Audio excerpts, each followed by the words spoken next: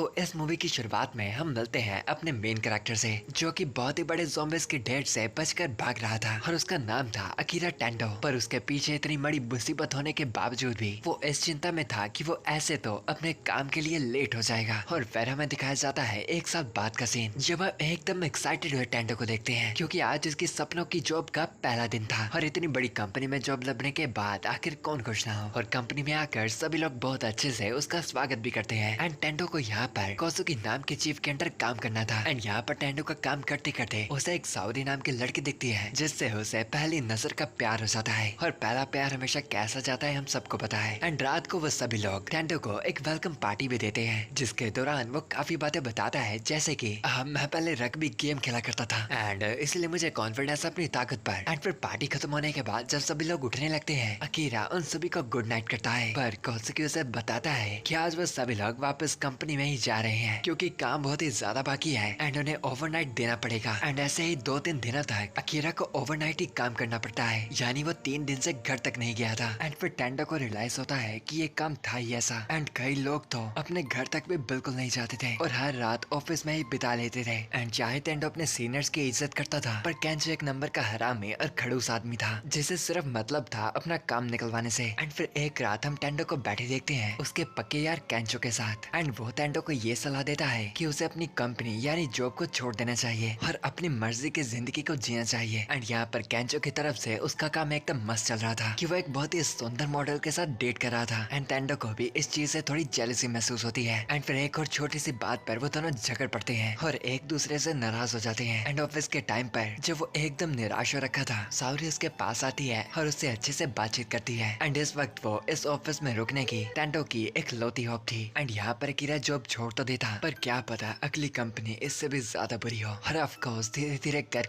टेंडो depressing stages में जाने लगता है कि उसे कभी कभार ख्याल आते थे मरने के। एंड फिर अगली सुबह वो फिर से एक मरी हुई लाश की तरह घर से निकल ऑफिस जा ही रहा था कि वो बाहर पाता है कि उसका पड़ोसी एक ज़ॉम्बी बन चुका था और किसी औरत को खा रहा था। एंड फिर वो ज़ॉम्बी अकीरा के पीछे भाग उसका पीछा करने लगता है। अकीरा भागता हुआ ऊपर की सीढ़ियों पर चढ़ता है, बट वहाँ बाकी कंपार्टमेंट से और भी ज़ॉम्बीज़ उसके पीछे पड़ जाते हैं। एंड ये वही सीन था जो हमने मूवी के स्टार्टिंग में देखा था। एंड यहाँ पर अकीरा को अभी भी चिंता लगी थी कि वो काम के लिए लेट हो जाएगा। एंड फिर छत पर अकीरा एक लोहे के जंगली को कूद कर पार जाता है, जो उसे और ज़ॉम्बीज़ को अलग कर देता है। एंड तभी आसमान में अकीरा की नजर पड़ती है एक क्रैश हो रहे उड़ते हुए प्लेन पर। एंड फिर वहाँ गौर से देखने पर वो पाता है कि दूर दूर तक पूरी सिटी तबाह हो चुकी थी। एंड वहाँ पर हर जगह जो चीजें बस फैल रखी थी, तो वो थे ज़ॉम्बीज़, जो एक दूसरे को काट काट कर अपनी संगतों को बढ़ा रहे थे। एंड यहीं पर टेंडो को एक चीज का सेल्फ रियलाइजेशन होता है कि अब उसे कहाँ पर जाने की कोई जरूरत नहीं है। एंड यही सोच वो खुशी से चिल्लाने लगता है। एंड वहाँ पर मजे से लेट सोचने लगता है कि आखिर अब उसे क्या करना चाहिए। एंड तभी साउरी की दी गई जूस की बोतल को देखकर उसे साउरी की चिंता होने लगती है। एंड जब अकीरा उसे टेक्स्ट मैसेज भेजता है, साउरी उसे अपनी लोकेशन भेज देती है। एंड फिर अकीरा पाइप की मदद से छत से नीचे उतरने लगता है। एंड तभी उसे अपने नेबर्स दिखाई देते हैं। एंड ऑफ कोर्स वो ज़ॉम्बी से डर कर घर के अंदर ही छुप रखे थे कि अकीरा उन्हें बताता है, दरअसल मैं सुपरमार्केट जा रहा हूँ, अगर आप दोनों को वहाँ से कुछ चाहिए होगा तो मुझे बता सकते हैं। एंड फिर एक साइकिल पकड़ वो वहाँ से अपनी मंजिल की ओर निकल पड़ता है। एंड साउरी के होटल पर जाकर वो पाता है कि उनके रूम का दरवाजा खुल रखा था। एंड कमरे के अंदर वो साउरी को एक डरी हुई हालात में पाता है। एंड उसी कमरे में उसे अपनी कंपनी का बॉस भी दिखाई देता है, जो कि एक ज़ॉम्बी बन चुका था। यानी यहाँ पर साउरी बॉस के साथ रंगललियां मना रही थी, या फिर कह लो उसका उसके साथ अफेयर चल रहा था, जबकि बॉस की ऑलरेडी पहले से एक वाइफ थी। एंड उनका बॉस उन पर हमला करता है, बट टेंडो उसे किसी तरह से रोकता है। एंड फिर साउरी भी उसके सर पर मार मार कर उसका भेजा फ्राई कर देती है। बट अब बहुत लेट हो चुका था, क्योंकि साउरी भी ज़ॉम्बी द्वारा काटी जा चुकी थी। एंड फिर वो भी एक भयानक तरीके में ज़ॉम्बी बनकर टेंडो पर हमला कर देती है। पर यहाँ पर भागने से पहले टेंडो अपना कन्फेशन पूरा करता है कि वो हमेशा से उसके साथ प्यार करता था। एंड फिर वहाँ से वो वापस घर की ओर आ जाता है। एंड पाइप से ऊपर जाते वक्त वो पाता है कि उसके वही नेबर्स वहाँ पर मौजूद नहीं थे। एंड वहाँ पर बस खून से भरा सन्नाटा फैल रखा था। एंड उसे लगता है कि उसके वो नेबर्स मारे गए। एंड फिर ऊपर बैठा हुआ टेंडो एक चीज डिसाइड करता है कि आज से वो अपनी जिंदगी को खुलकर जिएगा। एंड एक एक कर हर उस चीज को पूरी करेगा जो कि वो हमेशा से करना चाहता था। एंड फिर एक टेक्स्ट बुक को निकाल कर वो वहाँ पर अपने 100 नंबर्स की बकेट लिस्ट को लिखने लगता है। एंड वहाँ पर वो अपने हर एक सपने और चीजें लिखने लगता है जो कि वो ज़ॉम्बी बनने से पहले पूरा करना चाहेगा। एंड फिर अगले दिन से ही अपने लिस्ट के मुताबिक वो हर एक काम करने लगता है, जैसे सुबह सबसे पहले उठकर अपना रूम साफ करना, फिर सुपरमार्केट में जाकर ढेर सा खाने का सामान पकड़ना, अपने बालों का रंग चेंज करना, पर पसंद न आने पर वापस मस्ती कर लेना और किसी अनजानी बिल्डिंग पे रंगना और ढेर से पटाखे जलाना।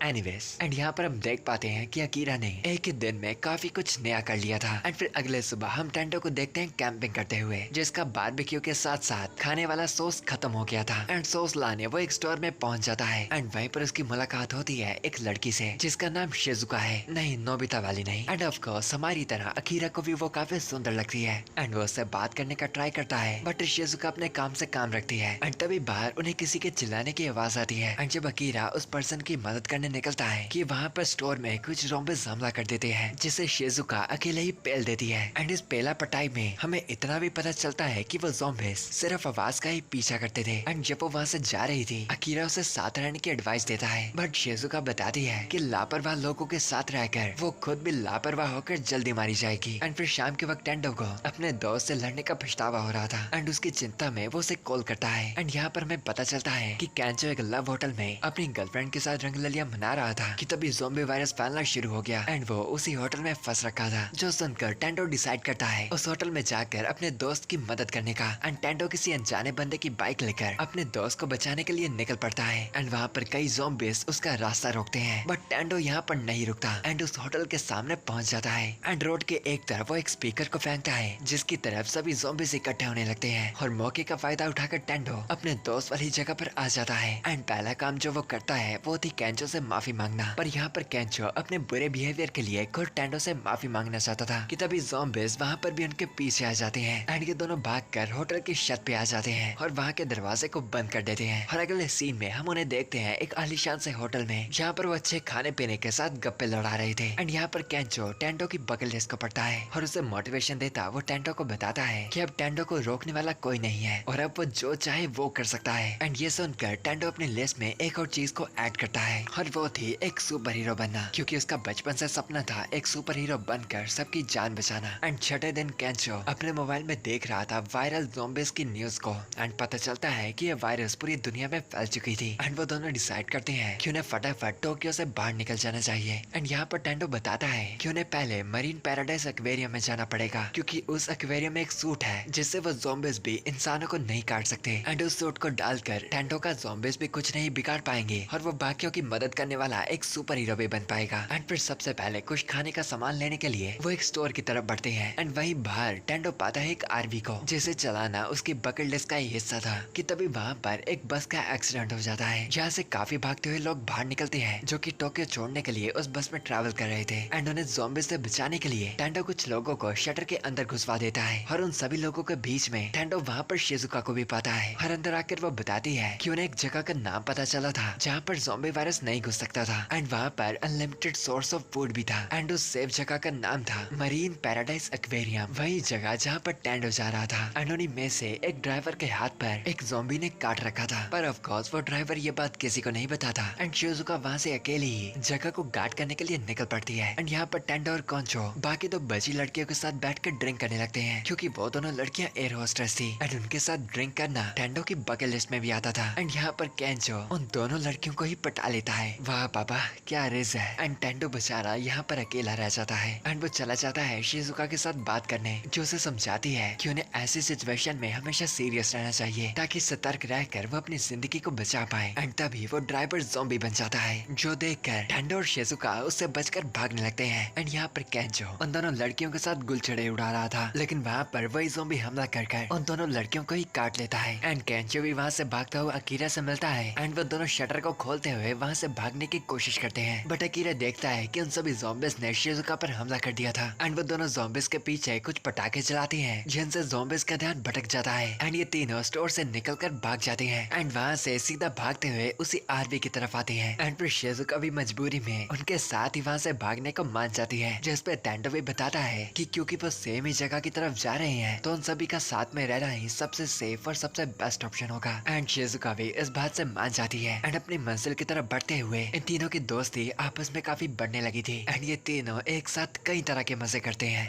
स्काई डाइविंग करना और सर्फिंग बोर्ड पर योगा तक करना और रात के वक्त पटाखे जलाना एंड टेंडो से बाद में जाने के लिए भी मना लेता है। एंड वहाँ नहाते वक्त शिजुका को रियलाइज होता है कि अब उसका अपने नए बने दोस्तों से अलग होने का दिल नहीं कर रहा था। एंड कुछ दिनों बाद वो लोग एक्वेरियम वाले रास्ते में भी आ जाते हैं, पर तभी अचानक ही उनका एक्सीडेंट हो जाता है एंड हमें दिखाई देता है कि रास्ते में किसी ने कीलों का जाल बिछा रखा था जिससे टायर पंचर होकर उनका एक्सीडेंट हो गया। एंड अगले पल जब टेंडो को वापस होश आता है उसकी नजरों के सामने उसे दिखाई देता है उसका खड़ूस चीफ कोसुगी, जिसे देखकर टेंडो की बोलती सुन हो चुकी थी। एंड दरअसल ज़ॉम्बी पैंडेमिक में कोसुगी ने इस एरिया को अपनी जगह बना ली थी एंड वो यहाँ पर भी एक कंपनी की तरह सभी का बॉस था एंड यहाँ पर सभी लोग उसकी सुनते थे क्योंकि कोई भी मजबूर व्यक्ति यहाँ पर शेल्टर लेने आता था कोसुगी उसका फायदा उठा उनसे बहुत ही काम करवाता था। और क्योंकि यहाँ पर अनलिमिटेड सोर्स ऑफ फिशेस थी तो उनके पास खाने की भी कोई कमी नहीं थी। एंड वहीं पर टेंडो देखता है कि उसके वही नेबर्स मरे नहीं थे बल्कि वहीं पर आ चुके थे। एंड दूर से वो ये भी देखता है कि केंचो और शिजुका भी यहाँ पर काम कर रहे थे, यानी उनसे भी जबरदस्ती की दिहाड़ी लगवाई जा रही थी। एंड फिर कोसुगी टेंडो को एक जगह पर ले जाकर उसे अपनी सिक्योरिटी का लेवल दिखाता है एंड बाहर पिंजरे में बंद सारे ज़ॉम्बीज उनके लिए सिक्योरिटी का काम करते थे ताकि बाहर का कोई भी व्यक्ति उन पर हमला न कर पाए। एंड जब कोसुगी के आदमियों को बाहर से कोई सामान लाना होता है वो एक तरफ आवाज कर ज़ॉम्बीज को इकट्ठा कर लेते थे और एक तरफ से बाहर चले जाते थे। एंड कोसुगी यहाँ पर चाहता था कि अकीरा फिर से उसके लिए काम करे, बट अकीरा बताता है कि अभी उसकी बकेट लिस्ट पड़ रखी है एंड वो अपनी तरह की ही जिंदगी जीना चाहेगा। पर यहाँ पर कोसुगी उसे धमकाता है कि अगर टेंडो ने उसकी बात नहीं मानी तो वो उसके दोस्तों को बाहर मरने के लिए फेंक देगा। एंड जबरदस्ती ही सही पर अपने दोस्तों के लिए टेंडो फिर से उसका सर्वेंट बन जाता है। एंड यहाँ पर टेंडो के दोस्तों को उसे बाकियों की गुलामी करता देख बिल्कुल भी अच्छा नहीं लग रहा था। जहाँ पर केंचो और उसके आदमी एकदम आलीशान खाना खा रहे थे वहाँ पर बाकी सभी मौजूद काम करने वाले लोगों को एकदम हल्का फुल्का दिया जा रहा था। एंड यहाँ पर टेंडो का नेबर केंचो को शांत रहने को कहता है क्योंकि अगर केंचो ने कुछ भी बदतमीजी की तो उसके साथ वो नेबर और उसकी प्रेग्नेंट वाइफ भी बाहर जाएंगे क्योंकि वो दोनों उनकी ही टीम में थे और केंचो भी अपने गुस्से में किसी का बुरा नहीं करना चाहता था तो इसीलिए वो शांत बैठ जाता है। एंड यहाँ पर हम देखते हैं कि एक सप्लाई ट्रक में एक ज़ॉम्बी ऊपर चढ़कर अंदर आ जाता है और वहाँ पर लोगों को काटना शुरू कर देता है। एंड यहाँ पर वो नेबर केंचो और शिजुका को एक चुपके के रास्ते से पार्किंग एरिया में ले आता है एंड उन्हें सलाह देता है कि यहाँ से कोई भी गाड़ी पकड़कर वो वहाँ से जा सकते हैं। एंड यहाँ केंचो ये भी नोटिस करता है कि उनकी गाड़ी को एक जाल से पंचर किया गया था। एंड यहाँ पर ज़ॉम्बीज का हमला एकदम चालू हो चुका था एंड ये सब ज़ॉम्बीज अब एक्वेरियम में आकर वहाँ के लोगों पर भी हमला कर देती है। एंड इसी भागदौड़ में कुछ ज़ॉम्बीज एक्वेरियम के अंदर गिर जाते हैं एंड एक शार्क आकर उन्हें खा जाती है। एंड यहाँ पर केंचो और शिजुका टेंडो को समझाने लगे थे कि उन्हें फिर से केंचो के नीचे नहीं लगना चाहिए क्योंकि टेंडो का एक सपना है। एंड शिजुका पहले भले मानती थी कि ये सब मजेदार चीजें करना एकदम बकवास थी पर अब उसे टेंडो पर यकीन था क्योंकि जीना जीना ही कहाँ है अगर तुम सारी जिंदगी किसी की गुलामी करने में लगा दो। एंड टेंडो भी इस बात को समझ लेता है एंड केंचो को साफ साफ उसका काम करने से मना कर देता है। एंड वो सभी ज़ॉम्बीज भागते हुए उस जगह पर भी पहुंच जाते हैं। एंड डरपोक केंचो बाकियों को आगे फेंक खुद फटाफट वहाँ से भागने लगता है। एंड टेंडो और केंचो